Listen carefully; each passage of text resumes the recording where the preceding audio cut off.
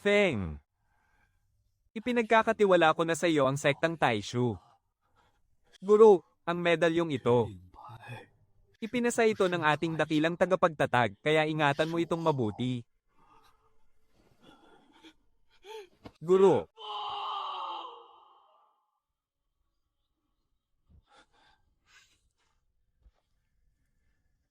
Guro. Pangako ko sa inyo, hindi babagsak ang sektang Taishu.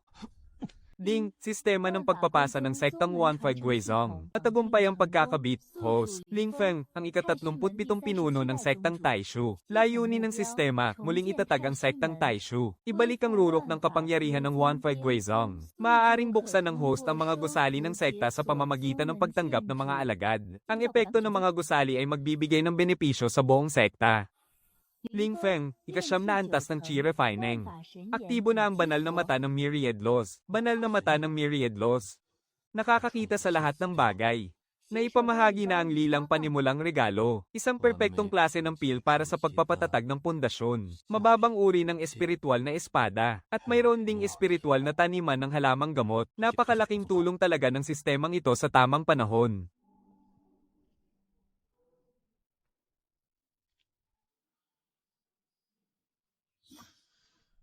Halo-halong espiritual na ugat ng 5 elemento, isang may dakilang kapalaran. Grado ng potensyal, Saint Rank. Hindi kaya nagkamali ang sistema. Kailan pa naging ganito kalakas ang isang basurang espiritual na ugat? Ano man ang mangyari, kailangan ko muna siyang pakiusapang manatili rito. Kasamang kultibador, dumadaan ka ba rito sa Kengyang Ridge? Naghahanap ka ba ng isang tahimik na lugar? May potensyal na Saint Rank at napakalaking kapalaran. Para akong nakapulot ng kayamanan. Ang pamana ng aming sektang Taisho ay nagtagal na ng 10,000 taon. Siguradong napakatahimik dito. Halika, kasamang kultibador, pumasok ka sa loob para mag-usap tayo.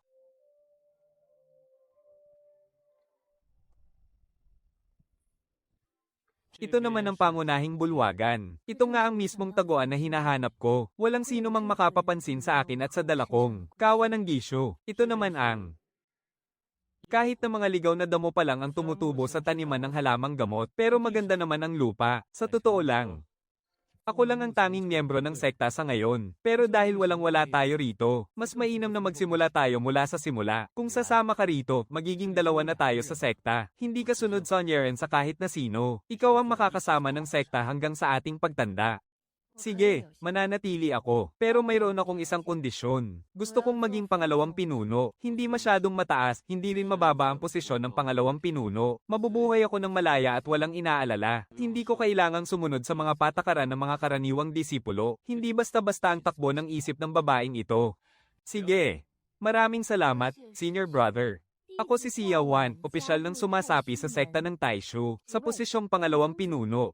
Natukoy ang isang espesyal na katangian. Gantimpala para sa nagtataglay ng dakilang kapalaran, ang misteryosong teknik na Taishu Dominion Art. Jackpot! Sobrang swerte ko talaga. Sulit na sulit ang pagkuha ko sa pangalawang pinunong ito. Junior sister, halika rito. Ihahatid na kita sa iyong matutuluyan. Xiaoding, tungkol kay Lin Feng kanina, ano sa palagay mo? Ang tingin ko sa kanya, walang kainahinala sa kanyang antas ng lakas, spiritual root, o pisikal na katawan. Ngunit sa sandaling tumingin siya sa iyo, bahagyang nagbago ang kanyang mga mata. Tila may nakita siyang bagay na labis niyang ikinagulat. Naitago naman niya ito ng mahusay. Ngunit bumilis ang tibok ng kanyang puso ng sandali. Hindi niya yun may tatago sa akin, na isang mahirap na pinuno ng sekta na nasa ika-9 na antas ng pagpino ng Qi. Sa harap ng isang estrangherong bigla na lang sumulpot, tinanggap niya agad ito nang walang pag-aalinlangan. Hindi lamang niya tinanggap, pumayag pa siyang ibigay agad ang posisyon ng pangalawang pinuno. Maaaring tanga siya, o kaya na may napansin siya. Iniisip mo bang nakita niya ang lihim ng Gui Shuding? Napakataas ng antas ng Gui Shuding para basta na lamang niya ito mabuko. Ngunit maaaring may iba pa siyang nakita. Huwag tayong magmadali, mag-obserba muna tayo. Sa bawat pagtanggap ng host ng isang disipulong may espesyal na pangangatawan, mabubuksan ang natatanging epekto ng gusali ng sekta na makikinabang ang buong sekta. Si Sia Wan ay isang pangalawang pinuno at hindi itinuturing na disipulo, kaya hindi nito mapapagana ang epekto sa gusali. Gayunpaman, nagbigay ang sistem ng karagdagang gantimpala. Hindi lugi ang palitang ito. Nakatuklas ng Guiyuan Dao Body, may sagradong potensyal, at may dalang dakilang kapalaran. At mayroon din siyang natatanging kayamanan na hindi ko masilip ang lihim. Huwag ko nang isipin yan. System, gamitin ang Taisho Dominion Art. Masusunod, sa lakas ng iisang tao, tatahakin ang landas ng lahat ng dakilang sining. Pwede itong gamitin sa kahit anong teknik ng pagsasanay, at kayang magpaikot ng espiritual na lakas ng kahit anong elemento. Kumpirmado ang paglalagay ng mga kagamitan. Kumpirmado ang talaan ng mga espiritual na gamot.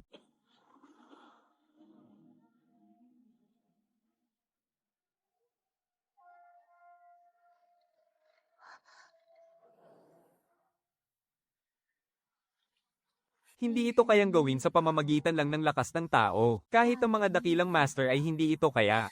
Ito ang tunay na sinaunang pamamaraan. Ibang-iba talaga ang sect master na ito. Hindi kasi ako makatulog kagabi, kaya inayos ko ang likod ng bundok.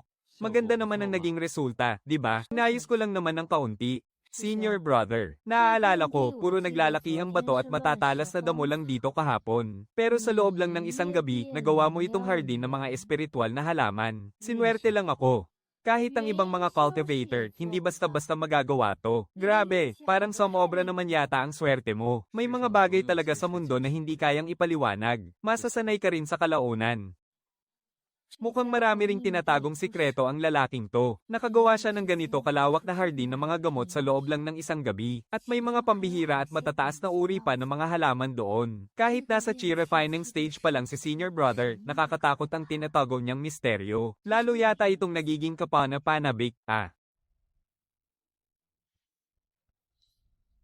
Junior sister, oras na para lumampas tayo sa susunod na antas. Isang sect master at deputy sect master na nasa chi-refining stage pa lang. Medyo nakakahiya namang ipagmalaki yan sa iba.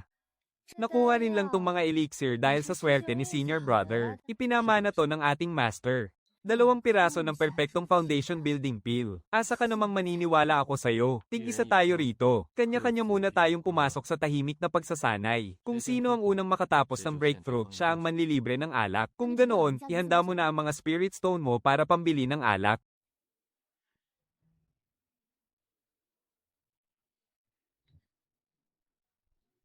Mas maraming resources ang kailangan para mag-breakthrough ang may 5 elementong mixed spiritual root. Sakto lang ang 2 ito.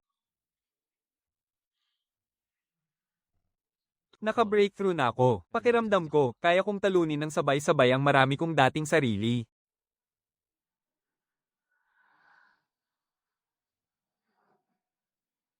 Naka-breakthrough na rin ako. Mukhang makakatipid ako sa pambili ng alak ngayon. Kung ganoon, ibahin naman natin ang pusta. Kung sino ang unang makakakuha ng unang disipulo, siya ang panalo. Ano naman ang pusta natin? HMM. Ang matatalo, siya ang maglalaban ng damit ng nanalo sa loob ng 1 buwan. Grabe ka naman manggulang. O sige, ano ba ang gusto mong maging pusta natin? Kung sino ang matalo, siya ang magluluto para sa nanalo sa loob ng 1 buwan. Sigurado ka ba, napakasama ko kayang magluto? E di mas maganda. Tiyak na talo ka na.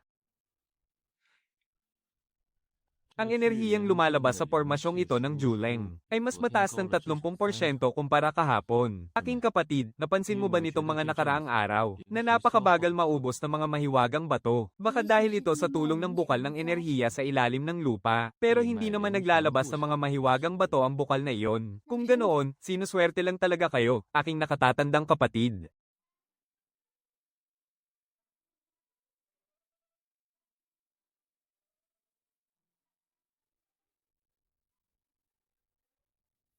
Ipagpaumanhin ninyo, ito po ba ang sekta ng Taisho? Opo, kami nga. Sino po sila? Ako po si Su Chen. Isang miyembro ng pamilya So ng lungsod ng Yon. Nabalitaan ko pong mayroong sekta ng Taisho rito sa bundok ng Kengyeon. Kaya naparito ako para maging alagad ninyo. 16 na taong gulang, nasa 3 antas ng pagpino ng enerhiya, at may 3 espiritual na ugat. Pangkaraniwang talento, sapat lang para maging utusan sa labas ng malalaking sekta.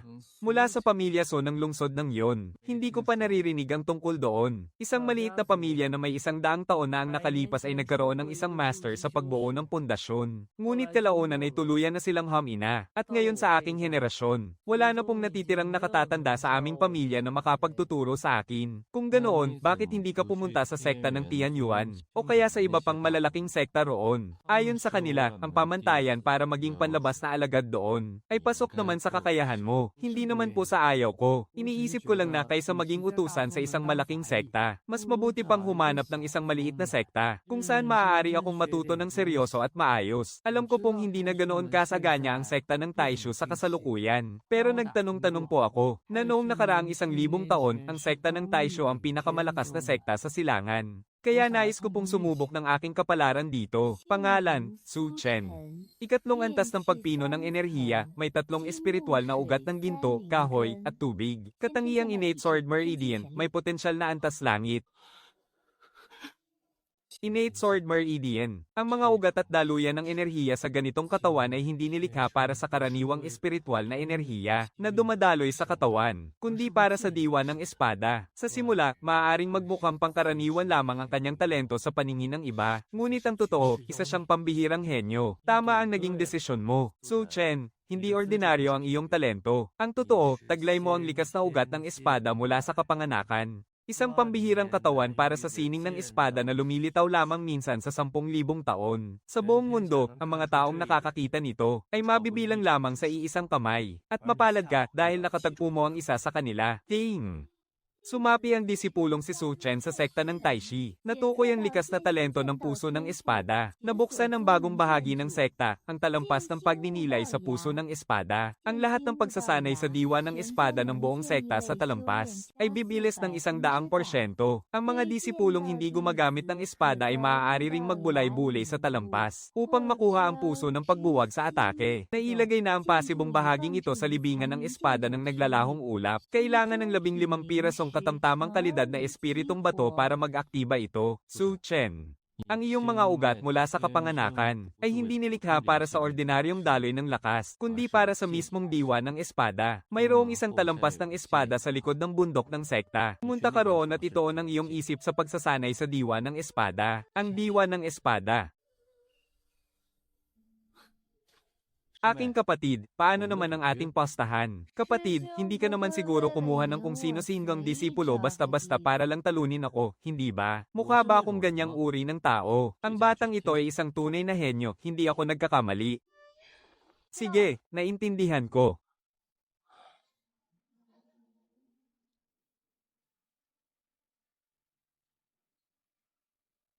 Su Chen, sumunod ka sa akin.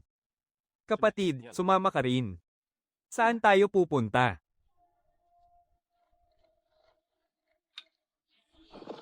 Ting, aktibo na ang talampas ng pagninilay sa puso ng espada. Ang lahat ng pagsasanay sa diwa ng espada sa buong sekta ay bibilis ng 100%. Ang mga disipulong hindi gumagamit ng espada ay maaari ring magbulay-bulay sa talampas para makuha ang pasibong kakayahan ng puso ng pagbuwag sa atake. Pumasok kayong lahat.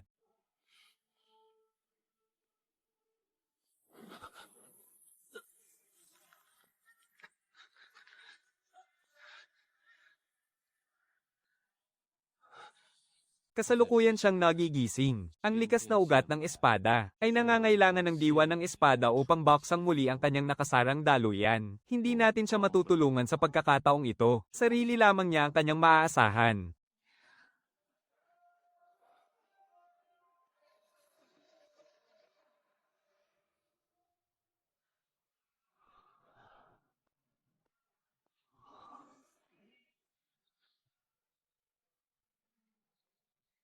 Naintindihan na niya ang puso ng pagbuwag sa atake. Laging nauuna ka pa rin talaga ng isang hakbang, kapatid.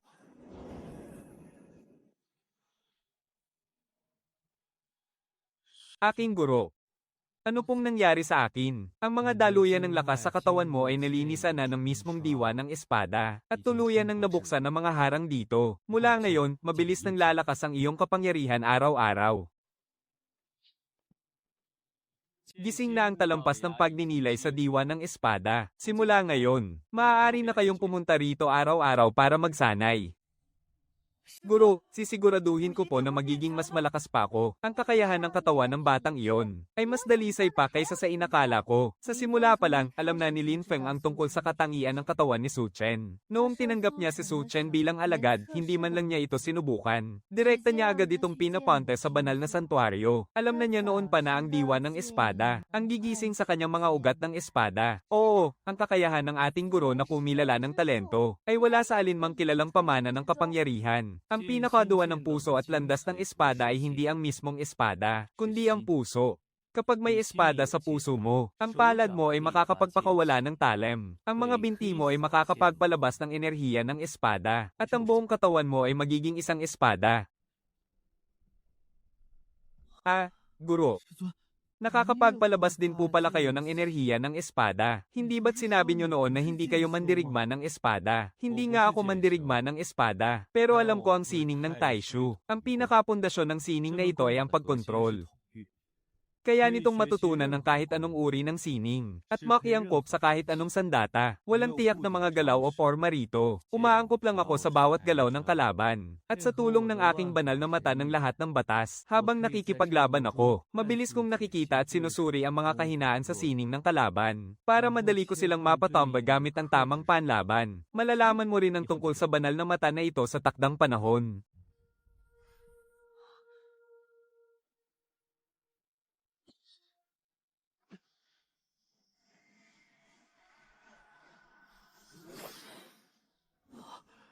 Nagawa ko, nakapaglabas ako ng enerhiya.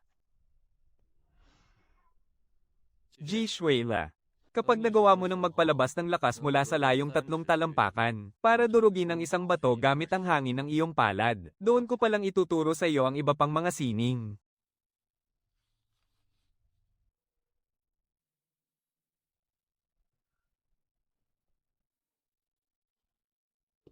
Kuya. Kapag ipinagpatuloy mo pa ang pagpiga dyan, tuluyan ng mapupunit ang papel na yan, kapatid. Bakit parang mabilis tayong mauubusan ng makakain nito? Marunong akong gumawa ng mga elixir. Ano ka mo? Ang tableta ng huyuan. Kailangan lang ng ilang mahiwagang halaman na nasa unang bahagi ng talaan ng gamot para magawa ito. Aking kapatid. Marunong ka palang gumawa ng mga elixir. Hindi mo naman kasi tinanong, Senyor. Ngunit hindi pa ganap na tumutubo ang mga mahiwagang halamang iyon. Ayos lang yan, baka mas mahina lang ng kaunti ang epekto nito. Sige, subukan natin.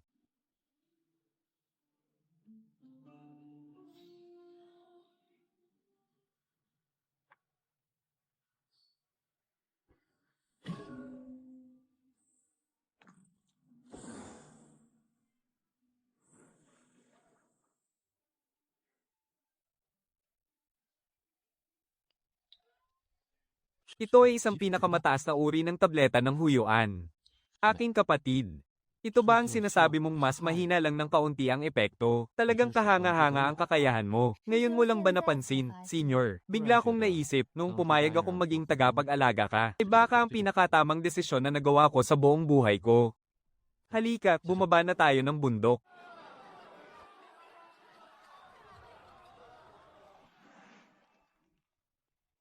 Ha ha ha. Ginoong may-ari, pakitingnan nga po ang elixir na ito. Magkano nyo ito kukunin? Isang pinakamataas na uri ng tableta ng huyuan. Napakagandang kalidad ng tableta. Bata, sinong dakilang master ang gumawa ng elixir na ito? Gawa po ito ng aking guro. Ginoo, magkano po ang maibibigay ninyong presyo? Ang karaniwang uri ay 5 piraso ng mahiwagang bato bawat isa. Para sa pinakamataas na uri, 5 beses ang halaga nito, kaya 25 piraso bawat isa. At dahil mayroon kang 20 piraso, magbabayad ako ng 500 mababang uri ng espiritual na bato sa kabuuan. Sige, kasunduan na.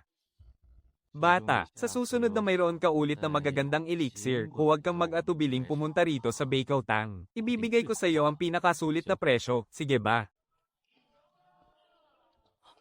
Guro, tingnan niyo po ang espadang iyon, napakaganda. Ang talas ng iyong paningin, bata. Ang espadang ito ay tinatawag na liuyon. Isang katamtamang uri ng mahiwagang sandata. Ang talam nito ay hinaluan ng 3 liyang ng buhangin ng bituing langit. Kaya tuwing iwinawagayway ito, nagpapakita ito ng kumikinang na liwanag. Ang halaga nito ay 80 mababang uri ng espiritual na bato lamang.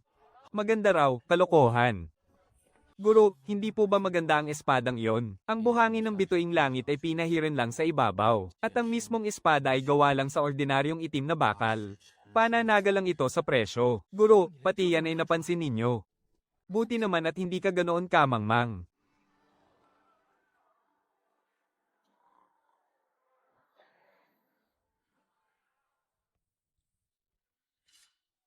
Mang Zhang, magkano ang balat na ito? 8 mababang uri ng espiritual na bato pero nagkasundo kami sa 5. Senior, ano po iyon? Isang balumbo ng balat ng hayop. Iuuwi ko para gawing pansapin sa mesa natin.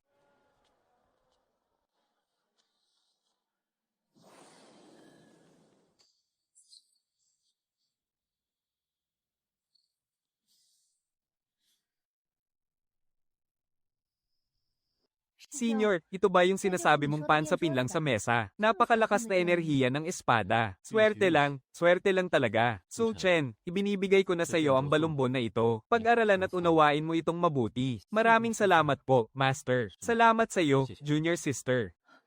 Bakit ka nagpapasalamat noong panahong halos wala nang makain ng Taishusek? Ikaw ang nagligtas at sumagip sa atin. Bahagi rin naman ako ng Taishusek. HMPH, lumabas kayong mga taga-Taisho sect at makipag-usap. Ano ang kailangan ninyo rito? HMPH, ikaw pala ang bagong sect master, isang bata na nasa unang antas pa lang ng pagpapatatag. Narito ako sa utos ni Sect Master Zhao ng Qingyan Peak para ipabatid sa inyo ang isang bagay. Ang lupain na ito ng Kengyang Ridge ay nagustuhan ng aming Qingyan Peak. Kayong mga taga-Taisho sect, walang silbi kung aangkinin ninyo ang ganito kalaking bundok. Mabuti pang ibigay ninyo na lang ito sa amin. At hahanapan namin kayo ng matitirhan sa paanan ng bundok. Ang Kengyang Ridge ay ang lupain ng mga ninuno ng Taisho sect na ipinamana sa amin sa loob ng libo-libong taon. Kaya walang dahilan para ibigay namin ito sa inyo. Ayaw ninyo sa maayos na usapan, gusto ninyo sa dahas. Bibigyan namin kayo ng 3 araw para mag-isip. Kapag hindi pa kayo umalis pagkatapos ng 3 araw, huwag ninyo kaming sisisihin sa gagawin namin sa inyo. Master, ano pong gagawin natin? 3 araw. Hindi na aabot ng 3 araw. Bukas na bukas ay darating na sila. Bakit? Dahil pumunta lang siya ngayon para mag-especially iya at tingnan ang ating kalagayan. Nang makita niyang 3 lang tayo na ang 2 ay nasa unang antas pa lang ng pagpapatatag. At ang isa naman ay nasa ika-6 na antas pa lang ng pagsasanay ng enerhiya. Sa tingin mo ba ay maghihintay pa sila ng 3 araw? Junior sister, mukhang mapapasabak tayo sa labanan bukas. Oo. Mayroon silang mga 4 o 5 malalakas na cultivator sa antas ng pagpapatatag doon sa Qingyan Peak. Si Sect Master Zhao na sumusuporta sa kanila ay nasa ika-7 antas na ng pagpapatatag. Kung sasama pa siya at darating ng personal, medyo mahirap nga ito. Nakapagdesisyon na ba kayo? Lilikas ba kayo o hindi? Hindi kami aalis.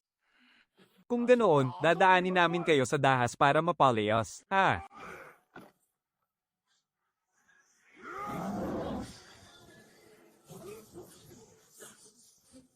Hindi, hindi, hindi, hindi. Ha?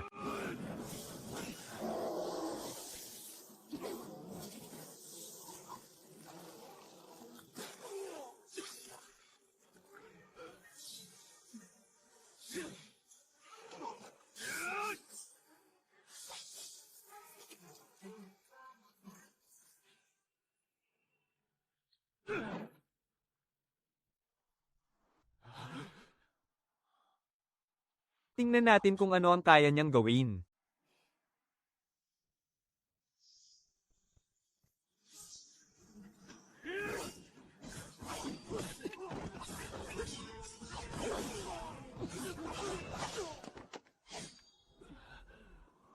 Likas na sword chi. Talagang napakalakas. Sandali, akala nyo ba kung kailan nyo gustong pumunta rito at makipaglaban, pwede nyo nang gawin. Tapos kapag hindi kayo nanalo, aalis na lang kayo ng ganoon-ganoon lang. Kayo mula sa Qingyan Peak. Tingin nyo ba ganoon kadaling apihin ang aming Taisho sect? Anong gusto mong mangyari? Maaari kayong umalis. Pero iwan nyo rito ang mga storage bag nyo, may lakas loob ka. Gusto nyo ngang agawin ang teritoryo ko. Tapos tatanungin mo pa ako kung may lakas loob ako. Bibilang ako hanggang 3. 1. 2. Ibibigay na namin, umalis na tayo. Bumalik kayo ulit sa susunod. Tiyakin nyo lang na magdadala kayo ng mas maraming spirit stone sa susunod, hahaha. Sect Master, napakalupit ng ginawa nyo. Higit sa 300 piraso ng mababang kalidad na Spirit Stone, pati na rin ilang mga mababang kalidad na Pyldores at mahiwagang kagamitan. Ding, natukoy na matagumpay na naitaboy ng host ang mga kalaban sa unang pagkakataon. Ang sistema ng reputasyon ng Taisho Sect ay opisyal ng aktibo. Inihahayag ang paunang reputasyon. Kasalukuyang reputasyon ng sekta, 730. Bukas na ang pamilihan ng sistema.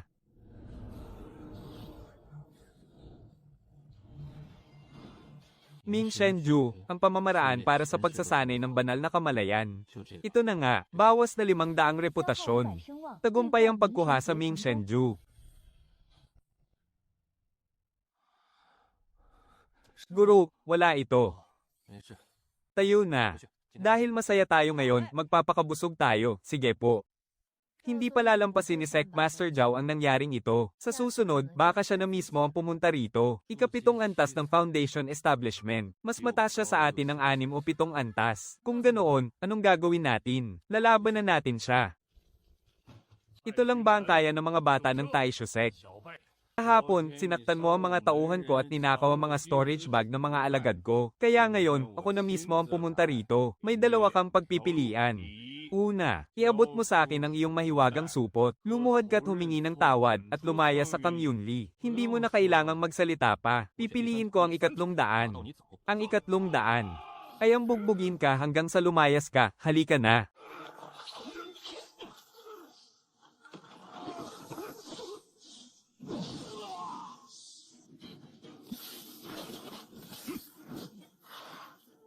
Interesante.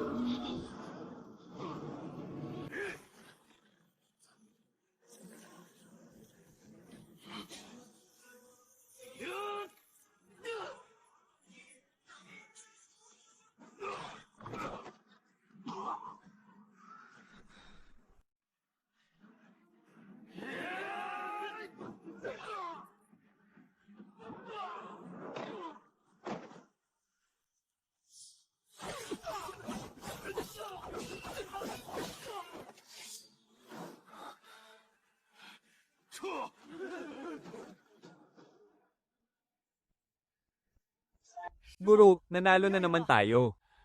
Aking kapatid, talagang kamangha-mangha ang iyong mahiwagang kakayahan. Lalo na noong pinakawalan mo ang Gray Yuan Finger. Sige na, bumalik na tayo. Hindi pwedeng lagi na lang ang kapatid ko ang pumapasan sa lahat. Kailangan ko ring makahanap ng ibang paraan para makatulong sa ating sekta. Dahil sa paggawa ng mga tableta nitong nakaraang 2 araw, halos maubos na ang aking espiritual na lakas. Bilang pinuno ng sekta, hindi ako pwedeng umasa lang sa kanya para sa ating pag-unlad. Kasanayan sa paggawa ng talisman, bawasan ng puntos ng reputasyon ng 150. Nais mo bang ipalit? Ipalit, matagumpay ang pagpapalit. Nakuha na ang kasanayan sa paggawa ng talisman. Maaari nang gumawa ng 2 antas ng pinakamataas na uri ng mga talisman. Tsansa ng tagumpay, 100%.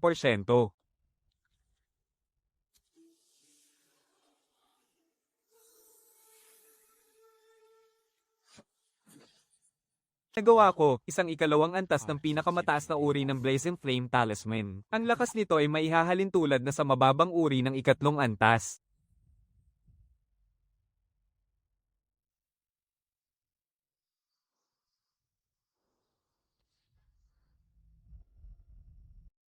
Sa wakas, sapat na ang 50 piraso ng 2 antas ng pinakamataas na uri ng talisman na nagawa ko magdamag. Aba, tila lumakas ng kaunti ang aking kamalayan. Nasanay rin pala ang aking kamalayan sa pagguhit ng mga talisman. Isa nga itong hindi inaasahang gantimpala. Kapatid, saan ka pupunta ng ganito kaaga? Ah, ikaw pala, aking kapatid. Balak kong bumaba ng bundok para pumunta sa pamilihan, para ibenta ang mga talismans na ito. Ikaw ang gumawa nito, hindi ako makatulog kagabi kaya gumuhit lang ako ng kaunti. May kabuuang 50 piraso rito. Lahat ng ito ay ikalawang antas ng pinakamataas na uri ng talisman. Mula ngayon, ako na ang baalang pumunta sa pamilihan. Mag-focus ka na lang sa pagguhit ng mga talisman at sa iyong pagsasanay. Sige, susundin ko ang gusto mo, aking kapatid. Kapatid, sa wakas ay may nagawa ka ring matino kahit papaano. Pinupuri mo ba ako o iniinis? Napakaswerte ko talaga na may kapatid na katulad mo. Oras na para magtrabaho.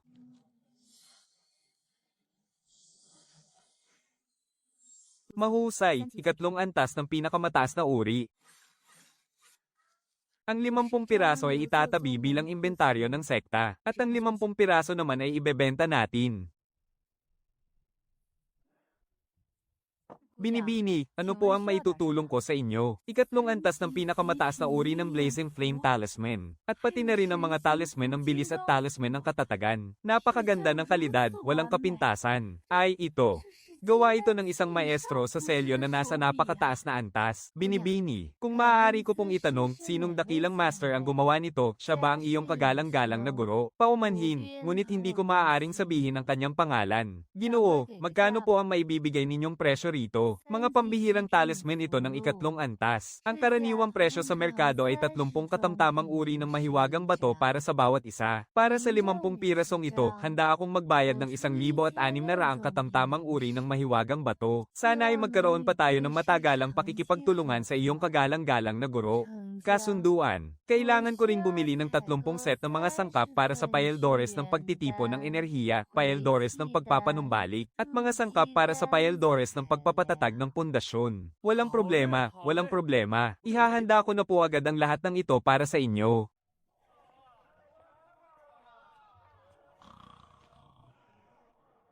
Ma'am Fu, magkano po ang mga tirang sangkap na ito? Ang mga basurang iyan, magbigay ka lang ng 10 piraso ng mababang uri ng mahiwagang bato, kunin mo na lahat. Guro, pakinggan ninyo, hindi kaya ang katuwang na pinuno ang bumalik? Oo, siya nga ang bumalik. Narito na ako. Ay ito ba ay mga katamtamang uri ng mahiwagang bato? Napakarami, 100 piraso ng katamtamang uri ng mahiwagang bato. May kasama pang papel selyo na nagkakahalaga ng 200 mahiwagang bato, mga halamang gamot at mga sangkap para sa pagpapanday ng kagamitan. Salamat sa iyong pagod, aking kapatid. Mula ngayon, ako na ang bahala sa paggawa ng mga talisman. At ikaw naman ang bahala sa pag-aasikaso sa labas. Ano sa tingin mo? Sige, maghahanda muna ako para sa paggawa ng mga paeldores. Marami tayong nabiling magagandang sangkap ngayon. Kuya, napakahusay talaga ng kalidad ng iyong mga talisman. At magaling din ang ating bunsong kapatid pagdating sa negosyo. Pinuno, katuwang na pinuno. May lihim ba kayong pinag-uusapan? Bata ka pa, huwag mo nang itanong. Para sa susunod nating matagalang pakikipagtulungan, tataas pa ng 10% ang presyo.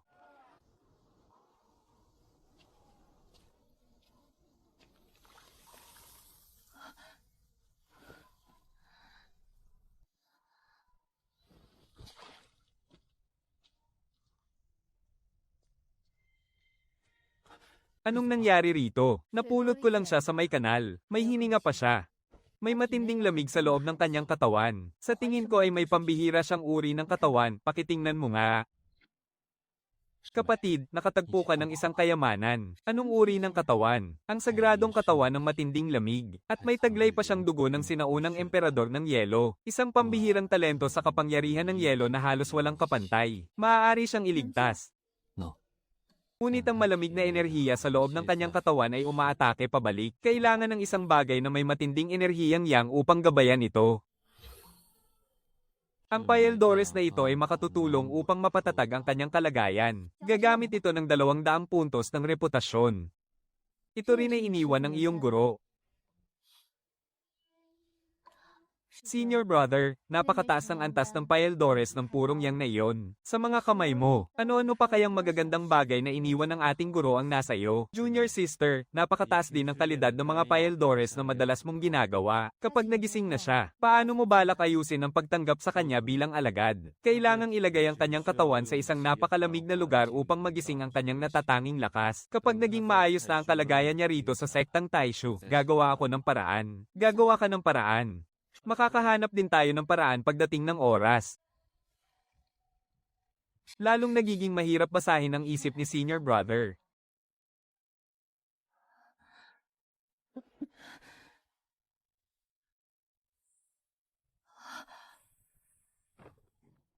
Gising ka na pala, kumain ka muna ng lugaw. Pagkatapos ay pumunta ka para makipagkita sa pinuno ng sekta. Nasaan ako? Nasa sektang Taishu ka. Kagabi, nawalan ka ng malay sa may kanal sa paanan ng bundok, kaya binuhat kita pabalik dito. Muntik ka nang mapatay ng malamig na enerhiya sa loob ng katawan mo. Iniligtas ka ng pinuno ng sekta gamit ang isang paeldores ng purong yang. Salamat.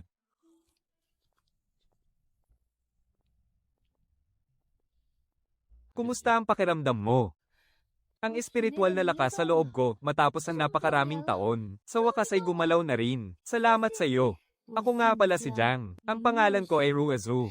19 na taon na ang nakalipas nang ipanganak ako sa pamilya Jiang ng Donggeo. Isang pamilya ng mga cultivator na nasa ikalawang antas. Nang ipanganak ako, may kakaibang pangitain na lumitaw sa kalangitan. Kaya naman, malaki ang naging inaasahan sa akin ng aking pamilya. Subalit, nang magsimula akong magsanay sa edad na 6, gaano man ako magsumikap, hindi talaga umuusad ang aking kapangyarihan. Napagpasyahan ng aking pamilya na barado ang mga daluyan ng aking enerhiya mula pa nang isilang ako. At sinabing isa akong walang silbing katawan na bihira lang mangyari sa loob ng 100 taon. Nang sumapit ako sa edad na 16, pinalayas nila ako sa pamilya. Sa sumunod na 3 taon, nagpagala-gala ako sa iba't ibang lugar. Walang kahit isang sekta. Ang nagnanais na kumupkop sa isang walang silbing may baradong daluyan ng enerhiya. Jiang Ruizu, hindi ka isang walang silbing katawan. Ikaw ang may taglay ng banal na katawan ng Taiyin. At nananalaytay rin sa iyong mga ugat ang sinaunang dugo ng Ice Phoenix. Bara ang mga daluyan ng iyong enerhiya dahil lamang sa labis na tindi ng malamig na enerhiya sa loob mo. Kusang proteksyon ng iyong katawan. Sumumpa ka bilang aking alagad. Kaya kung tulungan kang gisingin ang pambihirang lakas ng iyong katawan, bakit mo ako tinutulungan? Dahil isa kang henyo. Nakaselyo lamang ito sa ngayon. At ang sektang Taisho ay sadyang tumatanggap ng mga henyong hinahamak ng iba. Tinanggihan siya ng sektang Tianyuan kahit may likas siyang talento sa espada. At ang iyong banal na katawang Taiyi naman ay itinapon ng sarili mong pamilya. Dito, sadyang tinatanggap ko ang mga tinatawag nilang walang silbi. At pagkatapos ay gagawin ko kayong walang katulad na pambihirang nilalang sa loob ng 19 na taon. Sinasabi ng lahat na ako ay walang silbi. Kahit ang mga magulang ko, hindi na ako tinapunan ng tingin sa huli. Sabihin mo sa akin, hindi ako walang silbi. Hindi ka walang silbi. Kailanman ay hindi ka naging ganoon. Ang inyong alagad na si Jiang Ruizu, nagbibigay pugay sa aking guro. Ako, si Jiang Ruizu, ay formal nang sumasapi sa sektang Taishu. Reputasyon ng sekta, nadagdagan ng 200. Natukoy ang natatanging likas na talento. Nabuksan ng gusali ng sekta, altar ng Yuhan para sa pagpapalakas. System, ilagay ang altar ng Yuhan para sa pagpapalakas. Natanggap ang altar ng Yuhan para sa pagpapalakas. Lahat ng alagad ng sekta na magsasanay sa loob ng altar ay mapapalakas ang katatagan ng kanilang katawan. Ang bilis ng pagsasanay sa kapangyarihan ng yelo ay tataas ng 50%. Ang mga alagad na walang kapangyarihan ng yelo ay makakakuha ng puso ng yelo. Pasibong talento, ang konsentrasyon ng isip sa labanan ay mapapataas ng lubos.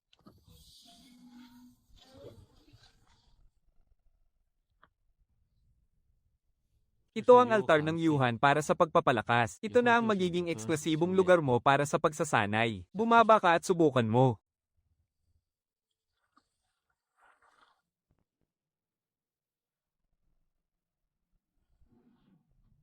Kapatid ko, malamig ba? Hindi po, napakaginhawa.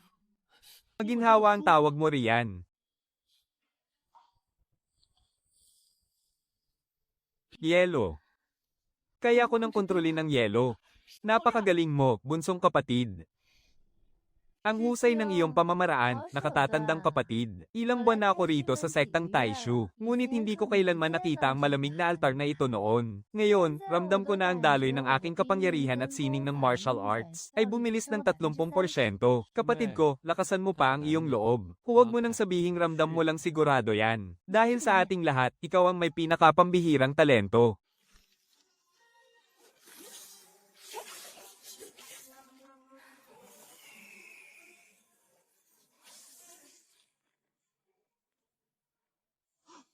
Kapatid, muntik na akong mapatay ng atakeng iyon Malayo pa po ito sa sapat, malayo pa.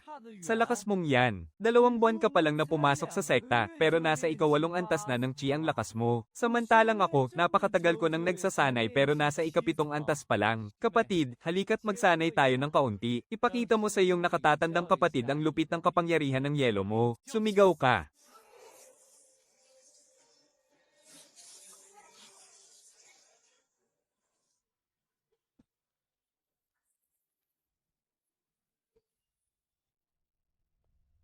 Sige, tama na riyan. Napakalakas ng kapangyarihan ng yelo mo. Ruizu, mula sa araw na ito, magsisimula ka ng magsanay ng sining ng espada. Maaari mong isalin ang iyong malamig na enerhiya sa iyong sandata. Ang banal na katawang tahiin at ang dugo ng emperador ng yelo. Dapat ay maging pinakamalamig na espada sa buong mundo ang iyong sandata. Gabayan nawa ninyo ako, aking guro. Masdan ninyo ito ng mabuti. Ang tunay na anyo ng enerhiya ng espada ay ang pagpapalabas ng iyong espiritual na lakas. Hindi nito kailangan ng mga mapaglarong katangian. Ang iyong malamig na lakas ay karagdagan lamang, hindi ito ang pinakapuso ng sining. Sanayin mo muna ng mabuti ang enerhiya ng iyong espada, bago mo isama ang malamig na lakas.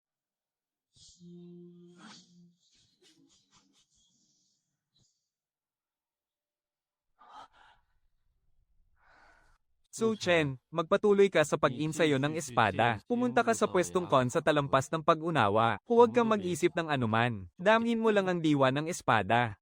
Masusunod po, aking guro.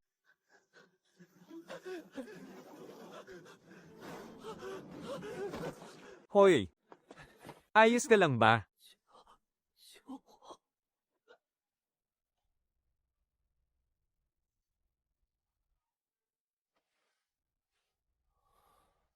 Guro, makakaligtas ba siya? Isang pambihirang espiritual na ugat ng kawalan. Isang espiritual na katawan ng kawalan. May potensyal na nasa pinakamataas na antas langit. Tama nga ako, dahil nandito ang ating bunsong kapatid. Iba talaga ang ating swerte. Kusa nang lumalapit ang mga pambihirang henyo sa ating sekta. Nasaan ako? Nasa sekta ng Taishu ka. Nawalan ka ng malay sa may tarangkahan. Sino ang nanakit sa'yo?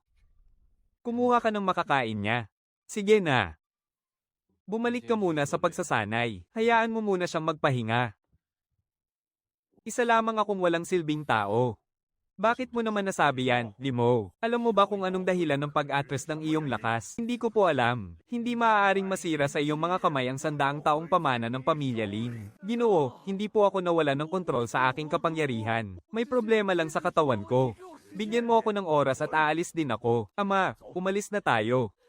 Hindi ka walang silbi. Ang pag-atres ng iyong lakas ay hindi dahil sa pagkawala mo ng kontrol sa iyong enerhiya, kundi dahil sa labis na lakas ng iyong katawan. Hindi ito kayang kayanin ng iyong katawan. Ang maabot ang ika-7 antas ng pagsasanay sa edad na 12. Hindi ka isang halimaw dahil doon, kundi dahil hindi nakasabay ang paglaki ng iyong katawan sa paggising ng iyong tunay na lakas. Ang bilis na ito ang Samaire sa iyong diwa, kaya umatras ang iyong lakas. Hindi mo ba ako niloloko? Hindi naman, dahil may pinag-aralan akong mga teknik sa espasyo. Walang kumpletong pamana ng sining ng espasyo ang Taishu. Kaya kung tulungang mapaghilom ang iyong diwa at gisingin ang iyong katawang espiritual ng kawalan. Ako, ang iyong alagad na si Lin Mo, ay nagbibigay pugay sa aking guro. Ako, ang iyong alagad na si Lin Mo, ay nasuring may taglay na talento ng liping langit. Masyado kang payat, kumain ka pa ng marami. Matagal nang walang nagluluto para sa akin. Mula ngayon, araw-araw nang may magluluto para sa iyo. Ito na ang iyong tahanan. System, ilagay ang bulwagan ng kawalan. Masusunod, nailagay na ang bulwagan ng kawalan. Pagsasanay sa bulwagang ito ang lahat ng alagad ng sekta, upang mapataas ang kani-kanilang kakayahang makaramdam sa espasyo. Ang bilis ng pagsasanay sa elemento ng espasyo ay bibilis ng 100%. Napakalaking hakbang nito, senior brother. Bakit ka naparito? Nakaramdam ako ng malakas na pagyanig sa espasyo kaya pumunta ako rito para tingnan. Gaano katagal bago mapaghilom ang katawan ni Lin Mo? Kung magsisanay siya sa loob ng bulwagan ng kawalan. Sa loob ng humigit kumulang 1 buwan, makakabalik siya sa ika-7 antas ng pagsasanay. Ngunit upang ganap na magising ang kanyang katawang espiritual ng kawalan. Bago iyon, hindi niya maaaring gamitin ang kapangyarihan ng espasyo. Kung hindi, muling guguho ang kanyang diwa. Kung gayon, sa loob ng 6 na buwan ay maaari lamang niyang sanayin ang mga pangunahing teknik. Hindi Hindi. Ang pinakaduwa ng katawang espiritual ng kawalan ay hindi ang pagpunit sa espasyo, kundi ang pakiramdaman ang espasyo. Tanging kapag naramdaman mo muna ang daloy ng espasyo, saka mo pa lamang matututunang gamitin ang kapangyarihan nito. Sa loob ng 6 na buwang ito, ang kanyang tungkulin ay ang maunawaan ang mapang iyan ng mga bituin. Naiintindihan mo ba? Kaunti lang. 一点点。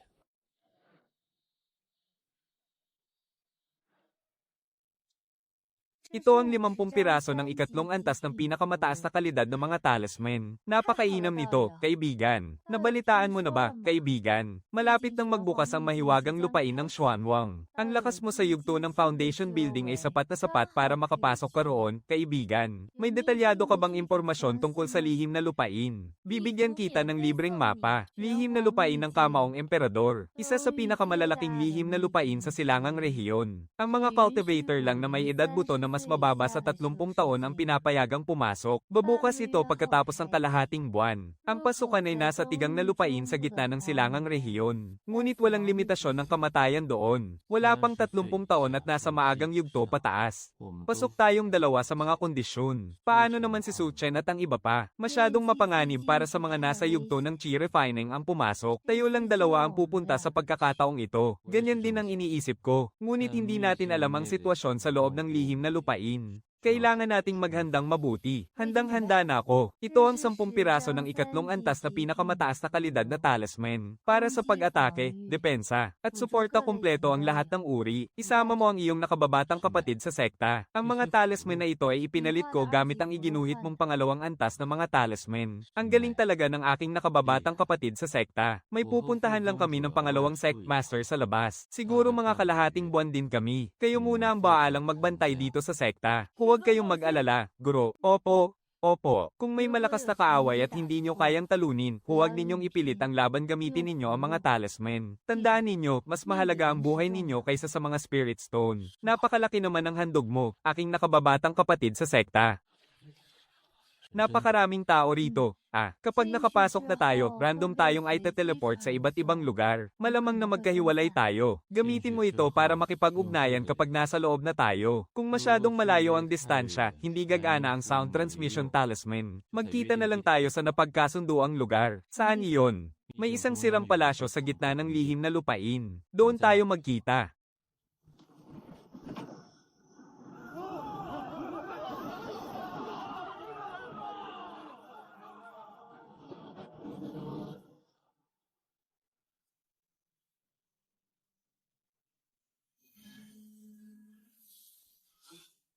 Masyadong malayo, hindi ko maramdaman. Pumunta muna tayo sa sirang palasyo.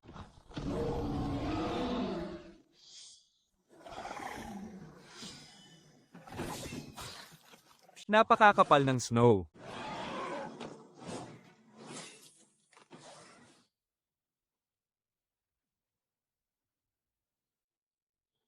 Ito ay teritoryo ng mga ikalawang antas na demonic beast.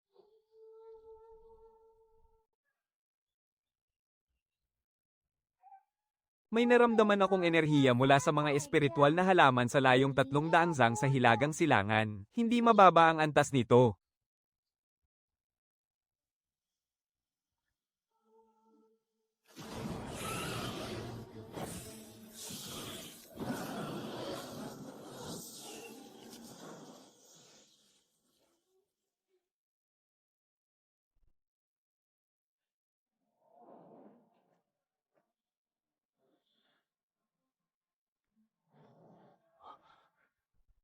Nakarating ka rin, aking kapatid. May nakasagupa ka bang panganib sa daan? Wala pang nakakagalaw sa mga kayamanan sa loob ng palasyo. Pero iba ang pakiramdam ko rito, nararamdaman ko. Ang napakalakas na enerhiyang umaalingaw sa ilalim ng lupa. Tila may kung anong bagay na mahimbing na natutulog doon. May bagay sa ilalim ng lupa. Isang papel na nasa unang antas ng Golden Core.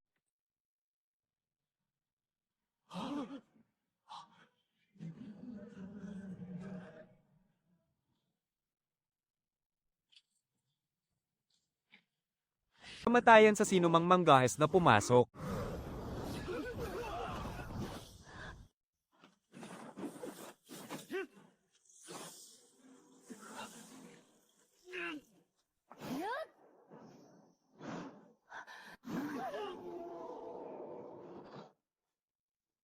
Nauubos na ang kanyang lakas. Sa bawat pag-atake niya, lalong humihina ang kanyang kapangyarihan. Pigilan natin siya hanggang sa tuluyan siyang maubusan ng lakas. Ngayon, halos ubos na ang kanyang lakas. Oras na para tayo naman ang umatake. Sige.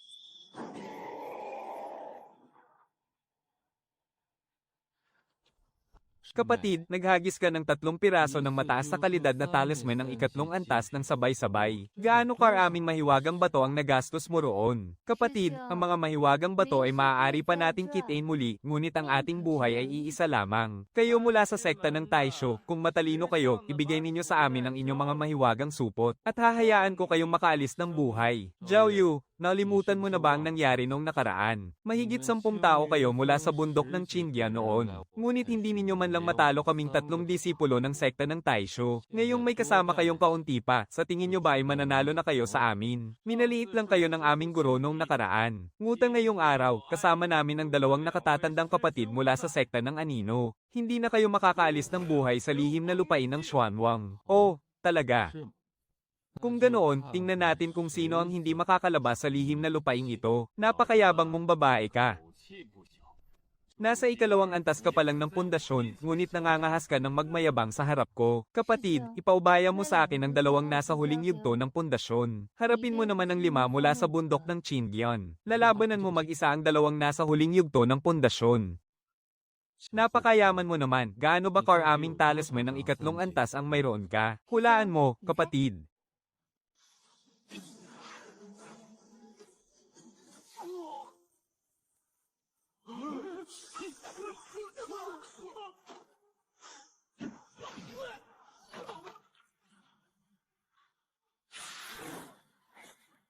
Isang mataas na kalidad na talisman ang nagbabagang apoy ng ikatlong antas.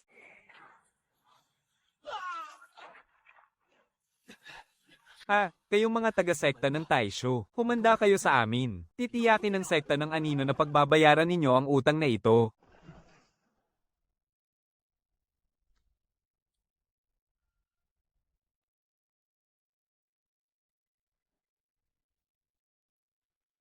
Ang isa ay isang Earth grade na manual para sa sining ng apoy, at ang isa naman ay isang Mystic grade na teknik sa mabilis na paggalaw.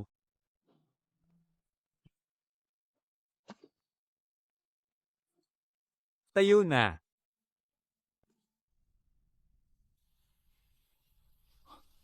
Iyon ang Xuanwang Golden Core Pill. Ang pangunahing sangkap para makatuntong sa antas ng Golden Core. Iyan ang gintong elixir ng Xuanwang.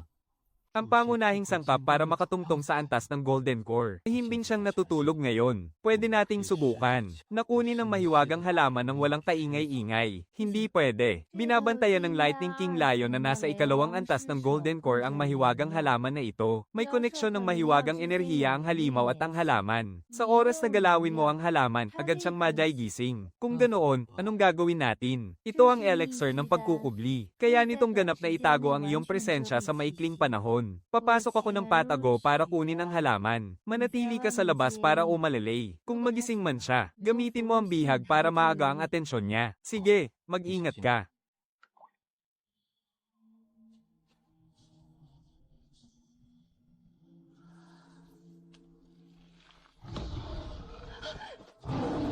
Ha ha ha.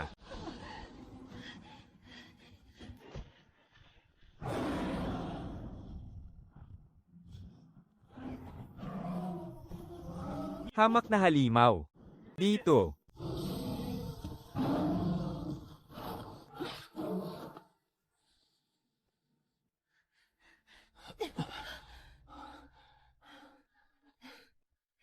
Nakuha natin, mula sa ikalawang antas ng Golden Core. Sino ang mag-aakalang mula sa kamay ng isang halimaw na nasa ikalawang antas ng Golden Core, ay makakaagaw tayo ng ganitong bagay. Ang galing mo kasing umakit ang atensyon niya. At saktong-sakto naman ang timing mo. At ang bilis mo kasing tumakbo.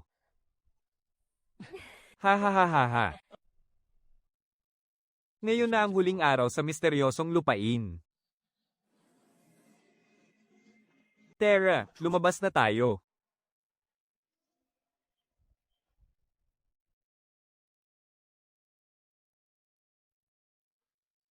Kayo po ba ang mga immortal mula sa bundok? Hindi naman kami masasabing mga immortal. Anong ginagawa mo rito? Ako po si Lei Pang. Anak po ako ng panday sa nayo ng Qing mo. Umakyat po ako sa bundok para manguha ng mga halamang gamot. Napinsala po ang binti ng aking ama. Hindi na po siya makapagpanday. Kaya naghahanap ako ng mga halamang gamot para ibenta at magkapera. Ginoo, maaari po ba ninyong tingnan ito? Pinulot ko lang po ito sa bundok. Umiilaw po ito tuwing umuulan. At nangunguryente pa.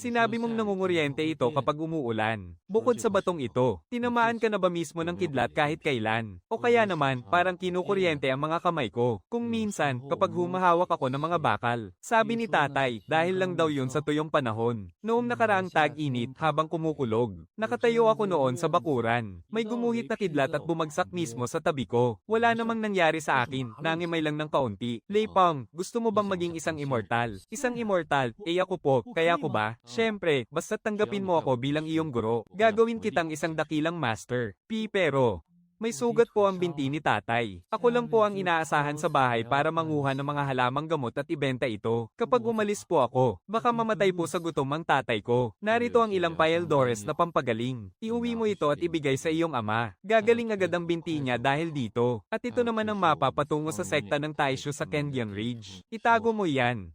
Kapag gumaling na ang iyong ama, pumunta ka sa sekta ng Taishu. Hihintayin kita doon. Ginoo. Guro, babalik po ako, pangako.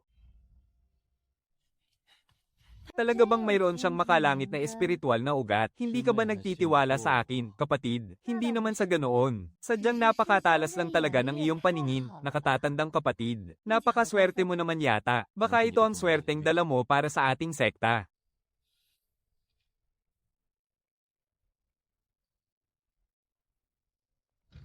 Guru, Kiyo, sa wakas, nakabalik na po kayo. Kumusta po ang ating sekta? Maayos naman ang lahat. Araw-araw akong nagpupunta sa talampas ng puso ng espada para magnilay. Si Ruezo naman ay araw-araw na pumupunta sa malamig na lawa upang sanayin ang kanyang espiritual na kapangyarihan. At ang nakababatang kapatid naman ay nasa bulwagan ng kawalan. Seryoso rin siyang nagsasanay doon. Kaya lang, ano po yun? Kaya lang, nung umalis po kayo, muling sumugod dito ang mga tao mula sa bundok ng Qingyan. Pero ginamit ni Ruezo ang isa sa mga iniwan mong talisman. Kaya natakot sila at nagmadaling tumakbo palayo. Napakahusay. Sige na, bumalik ka na sa iyong pagsasanay. Kapatid, sumunod ka sa akin. Kapatid, ikaw naman talaga ang palaging nag-aasikaso sa mga panloob na usapin dito sa sekta. Kaya mas mabuting ikaw na rin ang magtabi ng mga naipong ito. Sige po. Pero hindi ka ba natatakot, nakatatandang kapatid, na baka tanggihan ko ito at tumakas? Huwag mong sabihin yan, kapatid. Sino ba naman ang hindi nakakaalam na napakayaman mo, junior sister? Kung ipamigay mo ang mga level 3 bihag, parang walang halaga sa'yo. Aalis na ako, babalik na ako sa pag-in sa'yo. Marami-rami na rin akong naipong casualty points kamakailan. Ipapalit ko muna ito para sa dagdag na karanasan, para naman tumaas ng kaunti ang antas ng aking kapangyarihan.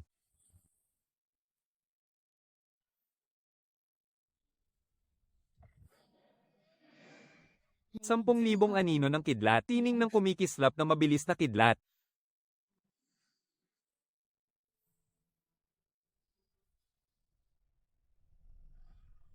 Kailangan ko ng bilisan ng aking pagsasanay. Pang-er, napakahaba at mapanganib ng landas na tatahakin mo. Maging maingat ka palagi sa lahat ng bagay.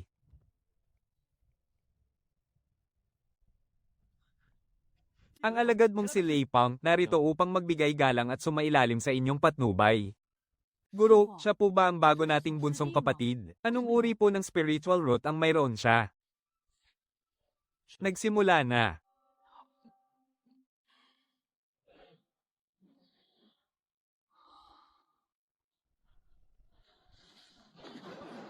Ano ang malakas na ugong na ito? Kidlat ng siyam na kalangitan. Ang banal na spiritual root ng kidlat. Ito ba? Ang espiritual na enerhiya. Ang ibinigay ko sa iyo kanina ay isang spirit awakening pill. Simula sa araw na ito, isa ka ng opisyal na alagad ng Taisho Sect. Maraming salamat po, Guro. Ang alagad na si Lei Pang ay formal nang sumapi sa Taisho Sect. Natukoy ang pambihirang talento sa elemento ng kidlat. Na-unlock ang gusali ng sekta, ang platform ng siyam na kalangitan. Sa wakas, dumating din. Inilalagay na ang platform ng siyam na kalangitan. Masusunod po.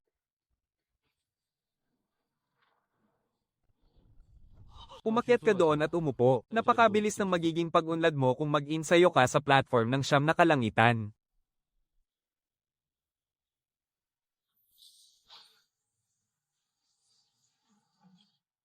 Isa na namang halimaw sa lakas. Ano na naman kaya ang ginagawa ni Guro? Bakit ang lakas ng naging ugong?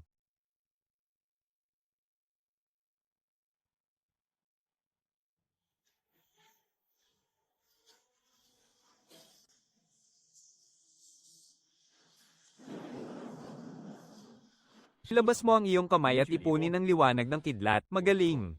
Ngayon naman, pag-aaralan mo ang bilis ng kidlat, ipasok mo ang kapangyarihan ng kidlat sa iyong mga binti, at saka ka sumugod ng mabilis pasulong. Haha. Ha ha ha ha. Guro, maaari po ba akong sumubok muli ng isa pang beses? Sapat na muna ang para sa araw na ito. Ang pagsasanay ay hindi minamadali. Kailangan mo itong gawin ng dahan-dahan at may tiyaga.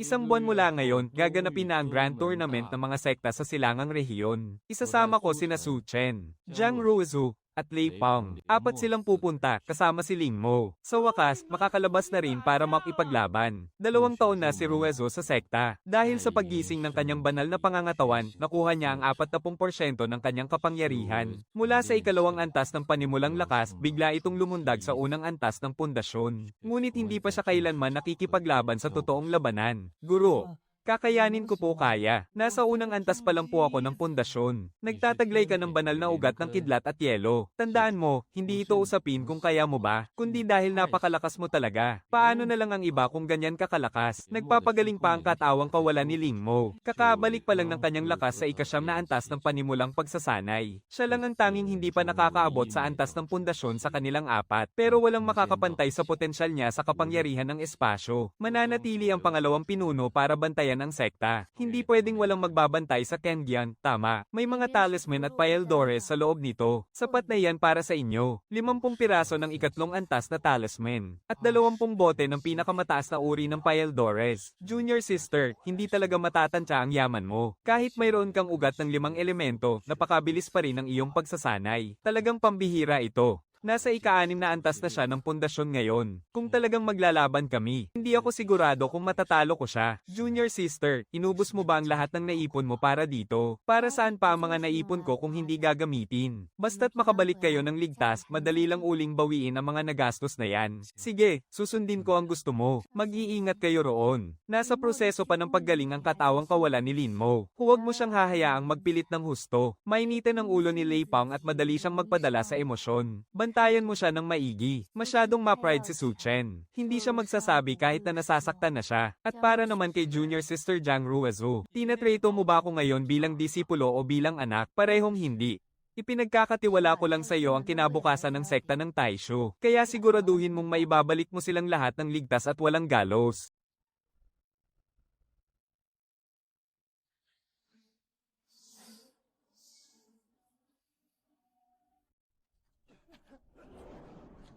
Walang silbi, kahit pagpapakulo man lang ng tubig, hindi mo pa magawa ng maayos. Para saan ka pa?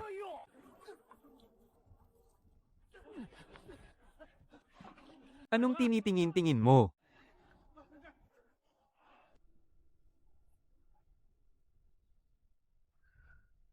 May likas na pambihirang buto para sa pagsasanay. Isang henyo lang naman na minaliit at hindi napansin ng lahat. Ipaubaya mo na sa akin ang katulong na yan. Ano sa tingin mo? HMPH, gusto mo siya? Kahit nga ang pangatlong antas ng chi refining, nakuha lang niya sa pag-inom ng mga paildores. Tuyo at mahina ang kanyang mga ugat ng enerhiya. 5 taon nang nagsasanay pero walang kahit kaunting pag-unlad. Para saan mo ba siya gagamitin? Kakaunti lang ang tao sa sekta ko at kailangan namin ng katulong. 10 katamtamang antas ng espiritong bato. Mula sa ang sekta ba ang hanggal na ito? Gumastos ng 10 katamtamang antas ng espiritong bato para lang sa isang walang silbi. HMPH, mula sa ang sekta ka ba? Ako si Lin Feng ng sekta ng Taishu.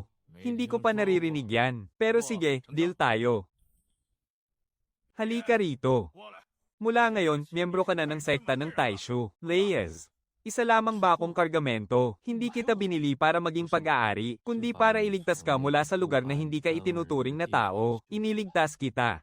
Sumama ka sa akin. Gagabayan kita sa tamang landas. Para balang araw, makilala ang pangalan mo sa buong mundo. Kaya ko ba talaga? Kaya mo. Mula ngayon, isa ka ng alagad ng sekta ng Taishu. Ang alagad ko, ni Lin Feng. Gumagalang po, guro. Ako po ang inyong alagad. Sumali sa sekta ng Taishu. Reputasyon ng sekta, dagdag 200. Na-unlock ang gusali ng sekta. Ang tor ng makalangit na mata. Su Chen, alagaan mo ang bago mong nakababatang kapatid sa sekta. Kamusta ka, kapatid? Ako si Su Chen, ang panganay na alagad ng guro. Huwag kang matakot, hindi nang aapi ang sekta ng Taishu at hindi kami nakikipag-away. Ayos lang po, wala rin naman akong ibang alam kundi ang makipaglaban. Kapag may nang-api sa iyo sa susunod, ako ang lalaban para sa iyo. Ako pala si Lei Pang. Napakabuting lugar ng sekta ng Taishu. Mahusay ang guro sa pagtuturo batay sa talento ng bawat isa. Guro, nung nasa lungsod ng yun pa ako. Sinasabi ng lahat na karaniwan lang ang talento ko. Pero ngayon, araw-araw ko pong pakiramdam na parang nananaginip ako. Natatakot ako na baka paggising ko, mawala na ang lahat ng ito. Hindi ka nananaginip. Su Chen, ikaw ang pinakamatandang alagad ng sekta ng Taishu. Pinapanood ka ng iyong mga nakababatang kapatid sa sekta. Basta't magsanay kayo ng mabuti. Sinisiguro ko sa inyo na bawat isa sa inyo ay magiging kahanga-hanga sa buong mundo. 4 na tao lang. Nabalitaan kong maliit na sekta lang yan. Ano naman ang magagawa ng 4 na tao? Baka nga hindi man lang sila makalampas sa group stage. Guro, minamaliit nila tayo. Ano naman ngayon? Ang paggalang nila. Hindi naman nakukuha sa salita lang. Kapag nagkaharap na tayo sa laban, talunin nyo lang sila para tumahimik. Kayo na ang bahala sa inyong diskarte at pormasayon. Guro, maaari ba kaming lumaban sa paraang gusto namin? Basta huwag lang kayong matatalo. Unang laban. Sekta ng Taishu laban sa sekta ng Tijen. Unang tapatan, Lei Pang laban kay Zhao Ho.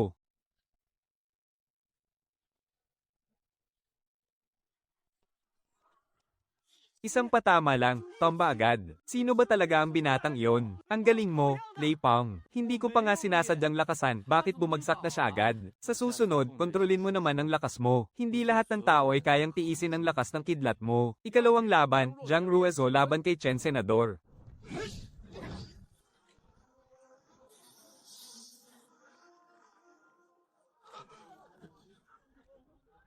Ikalawang laban, panalo ang sekta ng Taishu. Ikatlong tapatan, Su Chen laban kay Sun Hao.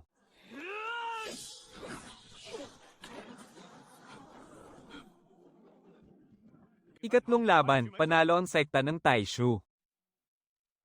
Anong klaseng lakas yan? Nakakatakot naman. Napakalakas naman ng mga nakatatandang kapatid na ito. Ang mga tinitingalang disipulo ng sekta ng Tijen noon ay tinalo lang sa isang atake sa harap ni na Kuya Su Chen. Sabi ni Guro, makikilala rin ako sa buong mundo balang araw. Totoo kaya yun?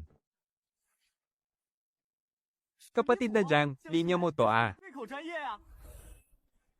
Huwag ka nang mag-atubili. Ikaw ang susunod na lalaban. Opo, guro. Guro, kaya pong lumaban ni kapatid na Ling Mo. At kailangan niya ng pagkakataong maipakita ang galing niya. Labanan para sa huling 8, sekta ng Taishu laban sa sekta ng Xuanbing. Unang tapatan.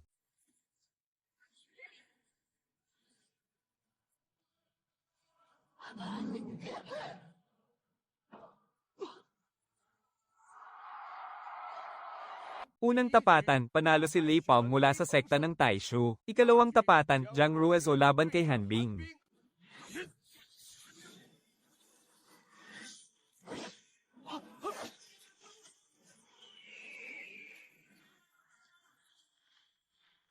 Panalo ang sekta ng Taishu. Hindi lang ordinaryo ang taglay na kapangyarihan sa yelo ni Jiang Ruizu. Mula ba sa kung saang mataas na antas na sekta ang Taishu? Bakit parang mga halimaw sa lakas ang mga disipulo nila? Para kay Josa Jiang. Gusto kong sumapi sa sekta ng Taishu. Sa loob ng sekta ng Taishu. Sa wakas, lumabas ka na rin matapos mong hindi sumalang sa laban. Bigyan ng suporta ang ating manok. Mukhang wala naman siyang kakaiba. Medyo pangkaraniwan lang pala ang pangatlong laban.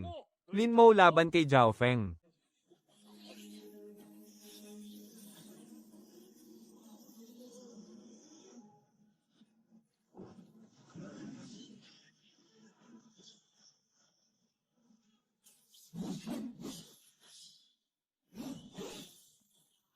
Ha?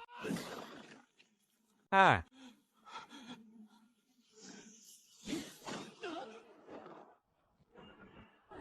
Nakita nyo ba yun? Napakalakas ng sekta ng Kaishu. Nanalo si Lin Mo ng sekta ng Kaishu sa pangatlong laban. Nanalo sa tatlong sunod-sunod na laban ng sekta ng Kaishu upang makausad sa Special Division. Sa wakas, ilang taon na rin ang nakalipas mula nang huling may lumitaw na gumagamit ng kapangyarihan ng espasyo. Saan ba talaga nanggaling ang sekta ng Kaishu na yan? Napakalupit mo talaga, kapatid. Akala ko pa naman hindi ka marunong lumaban. Hindi naman talaga ako marunong lumaban. Paano yung kanina? Umiwas lang naman ako doon. Pagkatapos ay sumalag lang ng kaunti, siya mismo ang kusang sumuko. Tatlong sunod na panalo na naman. Ang sekta ng Taishu talaga ang pinakamalakas na dark horse sa lahat. Itong hindi kilalang sekta ng Taishu. Anong mayroon sa kanila ngayon? Ang dodulash nilang lahat. Diyan ka nagkakamali. Sikat na sikat ang sekta ng Taishu nung nakalipas na 1,000 taon. Sila na ang makakalaban natin sa susunod na tapatan. Isang matinding laban ito.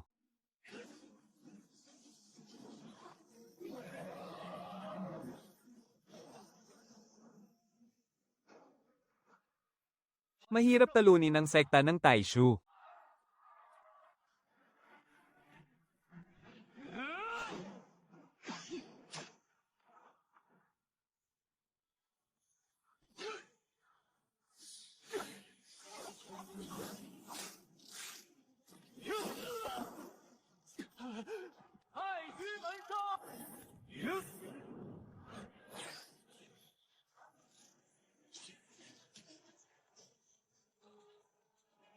Wow!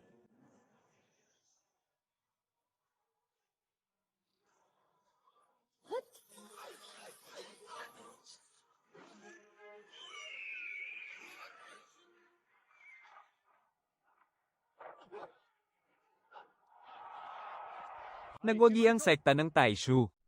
Isa na namang malaking tagumpay na 3-0, lahat ng laban ay 3-0. Hindi man lang nabigyan ng pagkakataong sumalang ang panglimang miyembro. Ang sekta ng Taishu talaga ang pinakamalakas na dark horse ngayon. Guro, hindi naman po kami nagbigay ng kahihiyan, di ba? Pwede na, pwede na. Lahat ng tatlong laban ay natapos sa isang kurap lang, tapos pwede na lang ang tingin mo roon. Sige na, sige na. Mamayang gabi ay isasama ko kayo para magsaya sa bayan.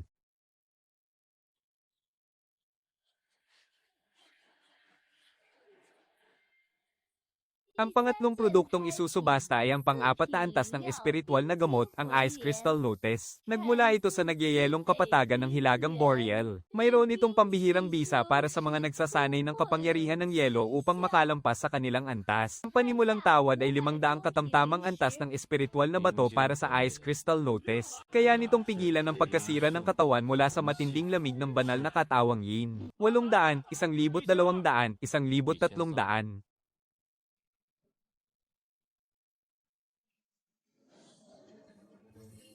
Mas lalo namang nag-aalab ang diwa ng demonyo na tila susunag sa langit at lupa. Napakalupit naman ng talento niya. Dapat natin siyang mapasali sa ating sekta. 1,500, 1,600, 1,600 sa unang pagkakataon. 1,600 sa pangalawang pagkakataon. 1,600 sa pangatlong pagkakataon. Benta na. 10 tonelada sa halagang 1,600. Sobrang mahal naman yan. Hindi ba pwedeng gamitin na lang natin yan para sa sarili nating pamilya? Kagalang-galang na kapwa Dawes, maaari mo bang ipagparaya sa akin ang kortinang kaluluwa ng kristal na yelo na ito para naman sa sugat ng iyong kapatid? Ang kortinang kaluluwa ng kristal na yelo ay maaari lamang magpapatatag sa kanya, ngunit hindi nito mapapagaling ng tuluyan ang kanyang sugat. Hindi ko sinasadyang makipag-agawan sa iyo. Paano mo nalaman ang tungkol sa aking kapatid? Nakita ko lang ito sa aking pagsusuri. Mayroon akong kumpletong paraan upang pag-isahin ang yelo at apoy. Maaari nitong balansehin ng tubig at apoy sa loob ng kanyang katawan. Maaari pa nga niyang sanayin ang dalawang katangiang ito ng magkasabay. Isa ka bang malayang tagapagsanay? Oo. Kilalanin mo ako bilang iyong guro, at sumali ka sa sekta ng Taishu. Ang iyong kapatid naman ay maaaring maging isang panlabas na alagad. Kuya, huwag po. Paano kita paniniwalaan? Ito ang aking regalo sa ating unang pagkikita. Ipainom mo ito sa iyong kapatid. Sa loob ng 3 araw, magiging matatag na ang kanyang mga daluyan ng enerhiya. Hay, hindi na po masakit ang dibdib ko. Nagpupugay po ang alagad mong si Yan Xiao, aking guro. Maligayang pagdating. Pagkatapos ng paligsahan, sumama ka na sa akin pabalik sa sekta ng Taishu. Ding, ang alagad na si Yan Xiao ay sumali na sa sekta ng Taishu. Reputasyon ng sekta, nadagdagan ng 200. Natukoy ang talento sa elemento ng aapoy. Nabuksan ang gusali ng sekta, impyerno ng nagbabagang apoy. Ayan na, ayan na. Bumalik na tayo. Guro, ayos lang po ako, bumalik na tayo. Hindi ang sekta ng 10,000 espada ang kalaban mo, kundi ang sarili mo. Para sa semifinals, ang sekta ng Taishu laban sa sekta ng 10,000 espada. Unang laban, Lei Pang laban kay Wang Jian.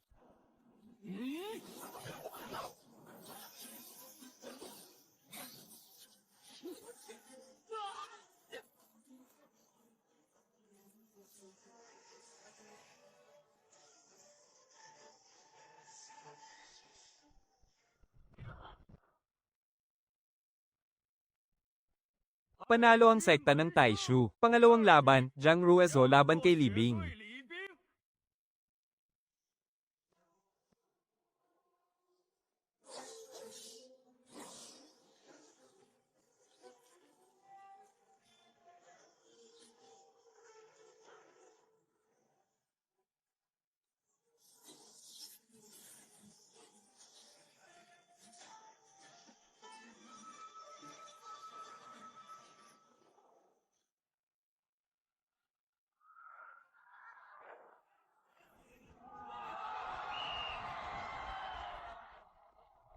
Mula sa sekta ng Taishu, Jiang Ruezu, sumabak ka na. Pangatlong laban, Su Chen laban kay Ye Chen.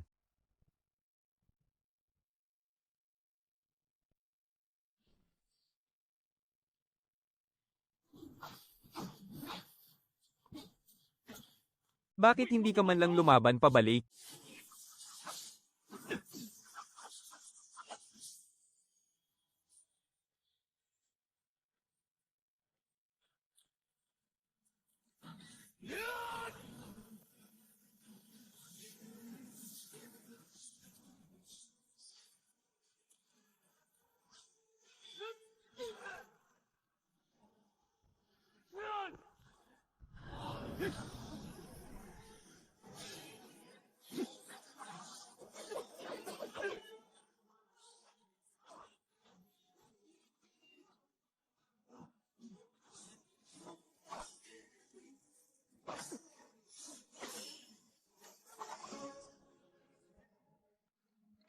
Natalo na ako 1 taon na ang nakalipas. Hindi ko nakita at hindi rin ako nakarating sa tamang oras. Kung laban ito ng buhay at kamatayan, patay na rin sana ako ngayon. Anong klaseng landas ng espada ang tinatahak mo? Sabi ng aking guro, ito raw ang landas ng maalamat na espada. Ang espada ay nasa puso, wala sa hawak na sandata. Ang iyong guro ay isang kahanga-hangang tao. Napakalakas ng sining ng puso ng espada. Nasa pinal na laban na ang sekta ng Taishu.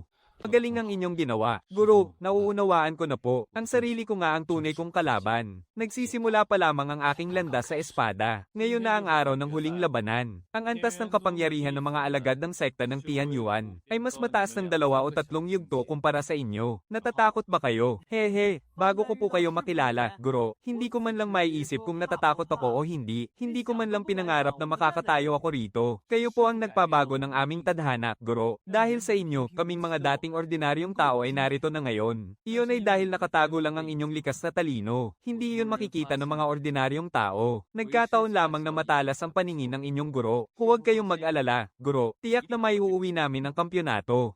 Magsisimula na ngayon ang pinal na labanan ng paligsahan ng Donggeo. Sekta ng Taishu laban sa sekta ng Tianyuan. Unang laban, Lei Pang laban kay Jinlai.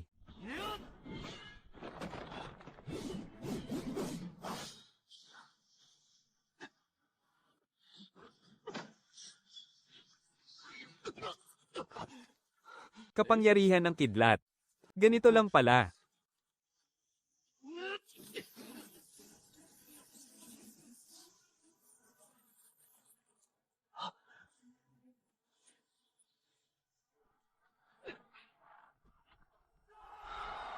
Sa unang laban, para sa sekta ng Taishu, nagawang lumampas sa kanyang limitasyon ni Lei Pang habang nakikipaglaban. Maayos ka lang ba?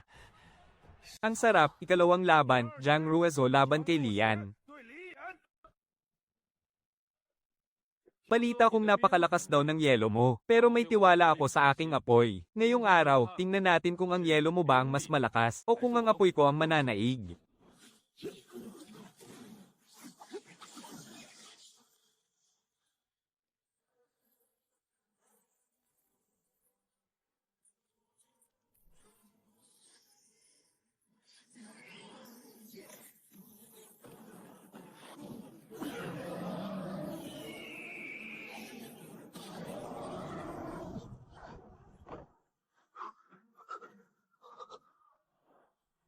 Panalo ang sekta ng Taishu. Mukhang mas malakas nga ang aking yelo.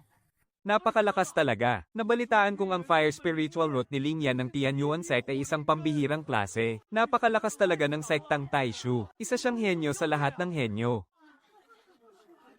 Ganoon ba talaga kalakas ang sekta natin? Hahaha. Senior brother, mas huli pa nga akong pumasok sa sekta ng 2 araw kumpara sa iyo. Pero mukhang sinuswerte tayo.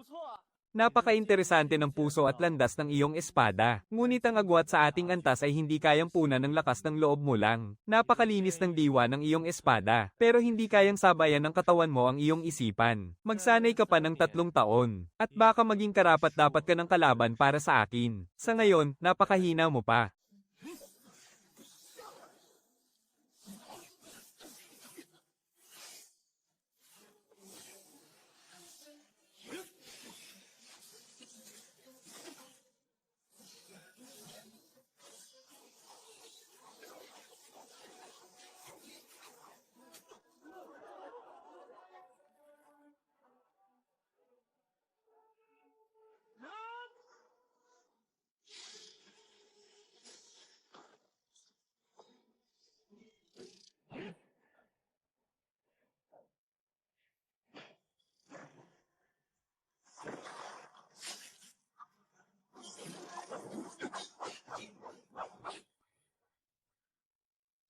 Tunay na kahanga-hanga ang mga kabataan ng sektang Taishu. Napakabata pa ni Sect Master Lin. Pero nakapagturo na siya ng napakaraming mahuhusay na alagad. Talagang hindi siya biro. Sobra naman po ang papuri ninyo, Senior. Magbubukas ang sikretong realm ng Guanggo pagkalipas ng 6 na buwan. Sana ay magdala kayo ng karangalan sa ating silangang rehiyon sa oras na iyon. Tiyak na gagawin ko po ang lahat ng aking makakaya. Kung kailangan mo ng anumang tulong, huwag kang mag-atubiling lumapit sa akin. Opo, maraming salamat po, Sect Master Jiang.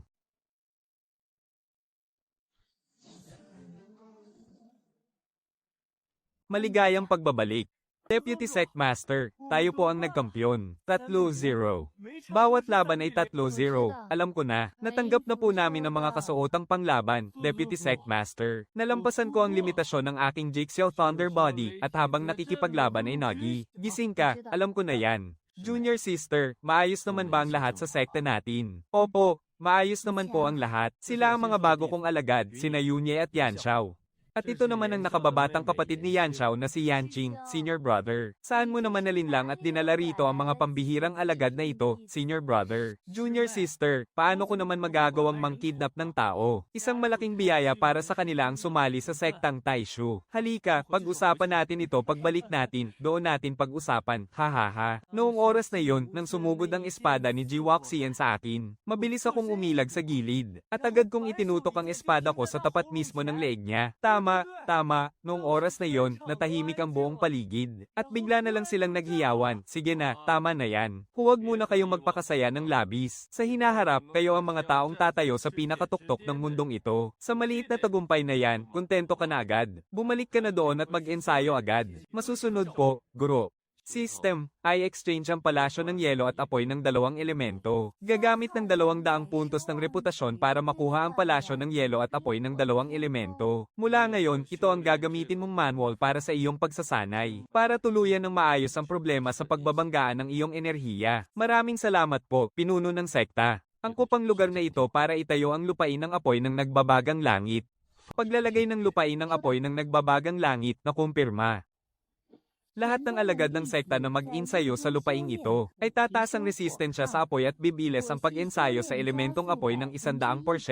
Yan Xiao, mula ngayon, ito na ang lugar ng iyong pagsasanay. Papasok na po ako, guro. May ganito palang lupain ng apoy ang ating sekta. Ang katawang bato ng nagbabagang langit ay kailangan ng matinding init para magising ang kapangyarihan nito. Hindi sapat ang ordinaryong apoy ng espiritu. Ang apoy ng bulkan mula sa ilalim ng lupa ang sakto sayo. Maraming salamat po, guro. Noong isa ka pa lamang nag-ensayo ng walang sekta. Naglakbay ka kung saan-saan para lang sa kalusugan ng iyong kapatid. Ngunit ngayon, iba na. Mula ngayon, ang sekta ng Taisha na ang iyong tahanan. Kaya naman, pumunta ka na doon at simulan ang iyong pagsasanay. Opo. Ang lugar na ito ay magandang pagtayuan ng pabilya ng makalangit na mata. Paglalagay ng pabilya ng makalangit na mata na kumpirma. Lahat ng alagad ng sekta na mag-ensayo sa loob ng pabilyan ay tataas ang pangunawa sa matuwid na batas ng 30%. Yunye, ang talento mo ay wala sa pakikipaglaban, kundi sa paggawa ng mga porma sayon. Ang isang mahusay na pabilya ng porma sayon ay magpapabilis ng iyong pag-unawa sa mga porma sayon ng mahigit 30%. Pero nasa ikatlong antas pa lang po ako ng aking pagsasanay, at hindi ko pa rin po nasusubukan ito noon. Pero ano naman ngayon? Noong pumasok si Linmo sa sekta, nasa unang antas pa lang siya ng pag-ipon ng enerhiya. Ngunit ngayon, nasa ikasyam na antas na siya. Noong pumasok naman si Su Chen, nasa ikatlong antas pa lang siya. Pero ngayon, nasa ikalawang antas na siya ng pagbuo ng kanyang pundasyon. Si Lei Pang naman, hindi pa nakakapagsanay kailanman noong pumasok siya. Pero ngayon, nasa unang antas na rin siya ng pagbuo ng pundasyon. Ang sekta ng Taishan ay hindi tumitingin sa iyong simula, kundi sa iyong patutunguhan. Pinuno, ang mga nakasulat na pormasyong iyon. Parang unti-unti ko na pong naiintindihan. Magmula ngayon, pumunta ka sa Shen Pavilion araw-araw para mag-ensayo ng 4 na oras. Huwag kang magmadali. Dahan-dahan lang. Guro, akong disipulo ninyong si Yunye ay lubos na nagpapasalamat sa pagbibigay ninyo sa akin ng bagong buhay. Kung wala ang Taishu Sect, akong si Yunye ay mananatili lamang na isang utusan sa Iron Sword Sect, na kahit mamatay ako, walang sino mang makakapansin. Simula sa araw na ito, handang ialay ng iyong disipulo ang lahat ng kanyang matututunan sa buong buhay niya, para gawa ng Taishu Sect ng isang walang katulad na proteksyong harang para sa buong bundok. Aabangan ko ang iyong harang, kaya huwag mo akong paghintayin ng matagal. Kuya, kababalik mo pa lang pero gumawa ka na naman ng ganito kalaking gulo. Mayroon pang Fire Prison at Shen Pavilion ngayon. Sa tingin ko nga, mas magaling ka pa kaysa sa isang makapangyarihang Yuan Ying Master. Lahat ng ito ay iniwan lang ni Guro. Ganoon ba talaga kagaling ang guro mo? Alam ba niya mismo yon? Ito nga pala ang manual para sa pagbuo ng mga harang na nakuha ko sa mahiwagang lupain noon. Kunin mo ito at pag-aralan mong mabuti. Maraming salamat po, pangalawang pinuno. Sige na. Yunye, pag-aralan mo na itong mabuti. Mauuna na kami. Opo, guro. Magsisikap po akong mag-ensayo araw-araw. Sige. Ang mga disipulo mo ay hinuhulaan ngayon na ikaw ay isang makapangyarihang Yuan Ying ancestor. Hayaan mo lang silang manghula. Hindi ka ba natatakot na baka tama ang hula nila? Aking kapatid. Sa tingin mo ba, mukha akong isang Yuan Ying ancestor? Hindi naman. Pero kahit ang isang totoong Yuan Ying ancestor ay hindi magagawa ang mga nagawa mo. Talagang napakahusay ng kuya mong iyan. Pagkaalis niya ay nakahanap pa siya ng 2 taong may pambihirang talento. Magaling kasi siyang kumilala ng tao. Palagi siyang nakakahanap ng mga henyo. Parami ng parami ang mga pambihirang henyo sa ating sekta. Bilang pangalawang pinuno, kailangan ko na rin magsumikap sa aking pagsasanay. Malaking reputasyon ang nakuha ko mula sa huling paligsahan. Sa ngayon, hindi ko muna kailangang kumuha ng ibang mga gamit. Ang pinakamahalaga ngayon ay mapataas muna ang antas ng aking kapangyarihan. System, ipalit ito sa mga tableta ng karanasan. Natanggap na. Yunye, subukan mong bumuo ng balangkas para sa proteksyong harang ng bundok kahit hindi pa ito buo. Sapat na kung mayroon na itong paunang anyo. Sapat na yan. Kaya ko nang buhayin ang mahiwagang depensa ng bundok na ito. Bagaman hindi pa ito kumpleto. Pero hindi naman ako nagmamadali. Dahan-dahan lang, hihintayin nating umabot ang lakas mo sa foundation stage. Sa oras na yon, tuluyan ng madaygising ang buong depensang ito. Ang kampyon sa malaking paligsahan ng sekta ng Taishu. 4 na tao na may 4 na natatanging lakas ng katawan. Maliban kina Shen Qiushui at Dong Menjia na may misteryosong pinagmulan sa unang antas ng foundation stage. Ang iba naman ay nasa ika-6 na antas na ng foundation stage sa lower court. Sa tingin mo ba ay normal yon? Magbubukas ang mahiwagang lupain ng sinaunang digmaan pagkaraan ng 6 na buwan. Magpapadala sila ng 5 tapat na mandirigma na nasa huling yugto ng foundation stage. At gagawin nila ang lahat ng paraan, anuman ang mangyari, para mapuksa at maiwan ang lahat ng henyo ng sekta ng Taisho sa mahiwagang lupaing iyon. Ano ang iniisip mo? Iniisip ko lang ang tungkol sa mahiwagang lupain. Tiyak na ang sekta ng Shadow ay hindi palalampasin ang pagkakataong ito. Maaaring makasagupa natin ang mga tauhan ng sekta ng Shadow sa mahiwagang lupaing iyon. Alam kong hindi ka natatakot. Bakit naman ako matatakot basta't hindi sila nasa Golden Core stage? Tingnan mo naman kung gaano kalupit ang mga henyo sa ating sekta. Wala silang katapat kapag kapareho ang antas ng lakas.